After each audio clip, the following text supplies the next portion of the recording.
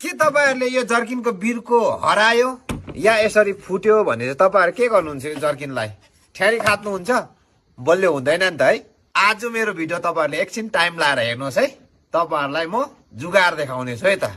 र अब यसको जुगाड चाहिँ के छ भनेदेखि तपाईहरुले सोच्नु हुँदै होला है।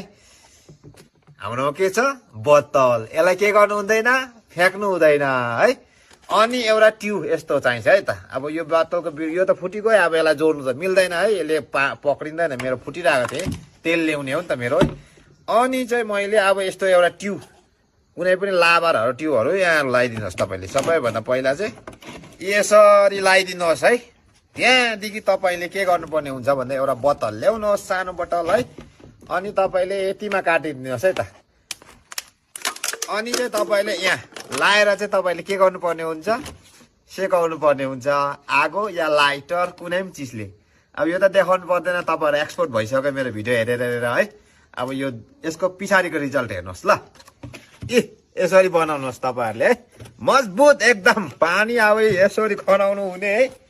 अब यो बिर्को त फुटी गएको, अब यसलाई टालेर मिल्ने हैन है। काठको ठ्यारी खाँदै पनि लुज हुन्छ नि यो भने पक्का। हल्लाउँदा पनि हल्लिँदैन अब यो। अब यहाँ के लायो ट्याप्पै ठ्याक्कै। अब सर खनाउनु सजिलो है। तपाईहरुले मेरो भिडियो हेर्दै बनाउन सक्नुहुन्छ यसरी है।